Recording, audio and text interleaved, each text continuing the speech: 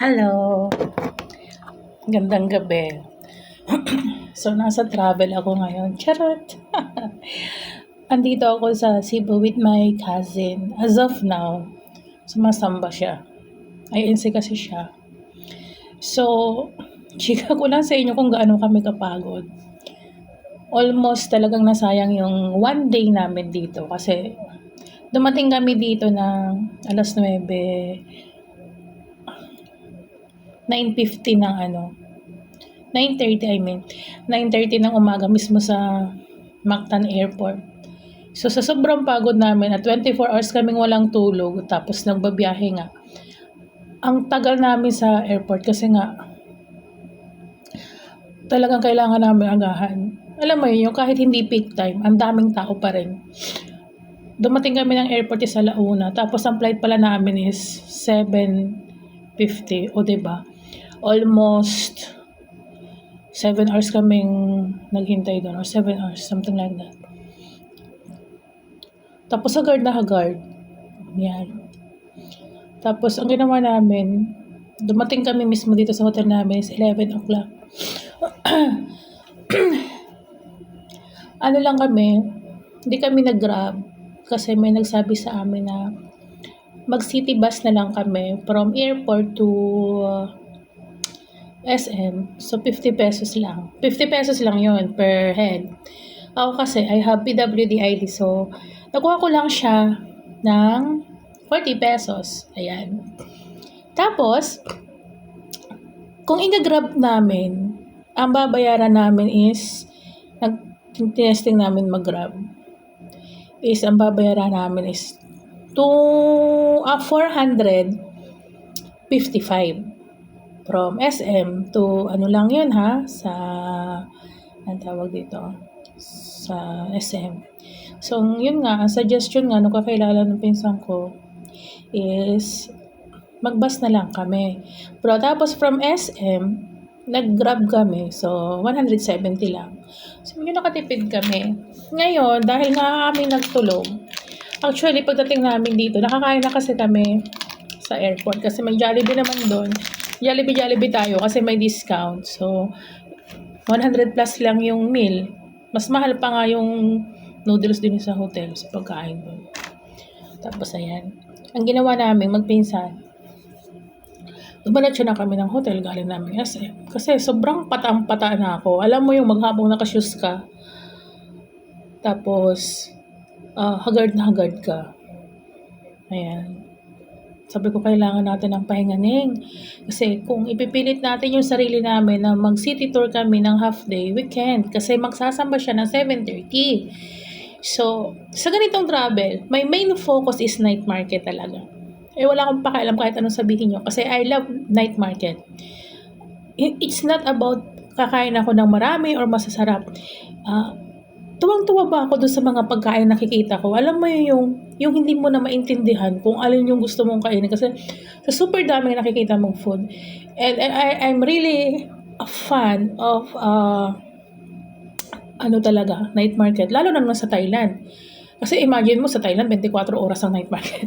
24 oras, 12 oras. Parang nagtatanggal na lang sila ng mga cart nila at 5 a.m. Tapos mag-i-start yung kanilang market is between 4 to 5. So parang na-amaze ako, sabi ko, kaya sabi ko doon sa pisa ko, kahit nung nagta-travel kami, sabi ko, night market ang gusto kong puntahan kasi nakaka-amaze. Tapos yun, sabi ko, para hindi masayang yung lakad namin today, September 4. Sabi ko, Neng, magsamba ka na lang and after that, we're going to Subo Market. Nagtanong kami dito sa attendant dito ng hotel. So, yun ang sinasuggest niya sa amin. Sa Subo Mercado kami pumunta. Kasi they have 2 or 3 Subo Market, something like that. Sabi niya doon na lang. Sabi ni ate, hanggang 2 a.m. daw doon. Pero nung tinignan namin sa Google, ang sabi hanggang 12 p.m. So it's okay, kung may 2 hours kami doon, at least hindi na sayang yung Monday namin dito.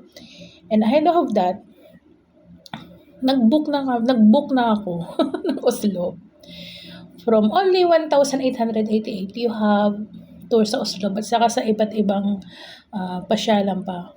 Doon sa Oslo mismo. We have the church, the falls, gano'n. Sabi ko, ito na lang avail natin. Kasi una-una may dysmenorrhea siya. Sabi ko, fan naman ako ng mga lamang dagat. I mean, shark.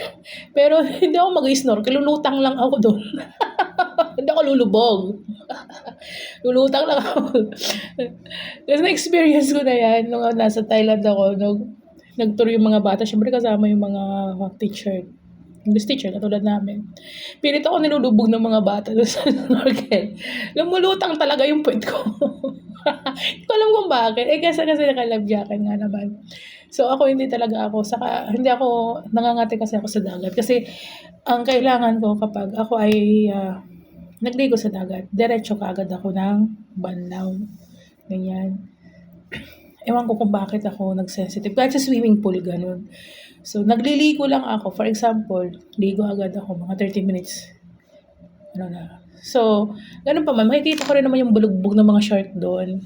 Kaya kahit hindi ako tumalon sa tubig. Tapos ito pa.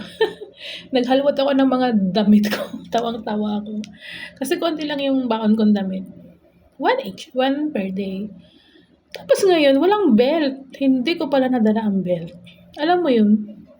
Medyo, hindi naman ako pumayat. Kaya lang, yung mga pantalon ko, hindi ko alam kung bakit nagluagan. Bukod sa stretchable na maong sila. Kaya sabi ko, siguro nabanat-banat na yung problemado ako ngayon. Hindi ko alam. Wala naman mag-cycling ako papunta dun.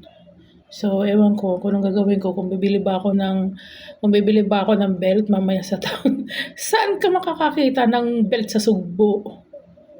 So, may dress naman ako. So, yung dress ko, hindi ko siya pwedeng suotin bukas magbe-beach. Diba? Pwede naman, kaya lang, parang ang hassle. So, pang last day ko na yun. Pag bumili naman ako ng ang choices ko kasi is bumili ng karayom at sinulid at paliliitan ko yung pantalon sa may baywang. Or bumili ako ng belt. Kung sa Shopee lang yan, mura lang yung belt na bili ko. Yung plus size na belt is 109. Dito baka yun yung mga 200 plus. We are in tight budget. Ako kasi, hindi ako mahilig, pag nandito kasi sa mga travel, hindi rin ako palakain kasi ayoko bang mapupo kung saan. Kaya ang yun lang. Naglalaan lang talaga kami ng 1 day or 1 night to eat ng yung talagang gusto namin, yung mga local ng isang town. Pagkatapos nun, puro food chain na kami. Kasi hindi naman ang pinuntahan talaga namin dito is 24 Lafang, talagang pasyalan. So, naglalaan lang talaga kami, magpinsan ng kahit isang time lang for food. So, ang tinatarget na lang namin is night market. Sa susunod, kukwento ko sa inyo kung magkano nagastos ko. Kasi imagine mo from Mindoro, tapos lilipad ka ng Cebu. Doon naman sa nakuha naming ticket. Actually, lang yun. Nakuha namin siya ng 1.6 sa akin, balikan. Ganon. Sa kanya, parang 2,000. Round trip na yun. So, mura na. Kaya lang, na-move nga yung aming time. So, kaya nadublihan kami ng puyat. Supposed to be, dapat alauna ang flight namin. Naging 5. Punong-puno ang kanina. Cebu Pack. Promise. Talagang pinuno. Tapos nag-announce pa nga sila kung sino mag-give up Parang narinig ko na ina-announce nila. Pero thanks God, hindi na namin kailangan gawin. Kasi nag-adjust ako, nagre-reklamo talaga kami. Puwet na puwet kami. Tingnan mo, hagad ako. Tapos ito, naglabasan yung mga, parang mga tagyawat ko. Ayan ang dami. Alam niyo naman, walang filter yan. Nakikita niyo naman. Ayan, ang itim di ba na mukha ko. Tapos against the lights pa. Halong umitin. Yung mga buhok ko, tingnan nyo. Ayan, super dry. Maliligo ako ngayong mga 7:30 to 8. Ayan. Kasi, hindi na kami makakaligo bukas. Imagine mo, ang pick up sa amin ng Oslo is 2 a.m. Tapos magta-travel pa kami ng 3 to 4 hours papunta lang doon sa Oslo. So, before kami nag-book, tinanong kasi namin itong attendant dito sa hotel. Tapos sabi nga niya, Sabi nga niya, is the best is city tour, no hassle. Kasi pag nag-commute kami, mas madami kaming magagastusan. Yung iba naman kasi ang payo mag-commute. Eh ngayon, nakakita kami ng joiners. Kasi kapag ang inano nyo, nirent ninyo, yung mga packs talaga na naka-special car kayo, something like that, solo car, ganun man yun. Is mamahalan kayo. Imagine mo, meron ang kaming tiningnan na ang 8,000 per packs. So kami, di 16,000 na kami. Eh, kukunti lang talaga eh. Alam mo, nagkukwentahan nga kaming magpinsan kanina. Alam mo, ang maganda lang sa amin, magpinsan, pag nagta-travel kami, ni ultimo piso, nagsisingi lang kami. And yung lang yung sasabihin mo na, ate, ilibre mo ako, or ning, ilibre mo ako, wala kaming ganun. Pero sabi ko nga, syempre, pag nagkagipita na kami, yun,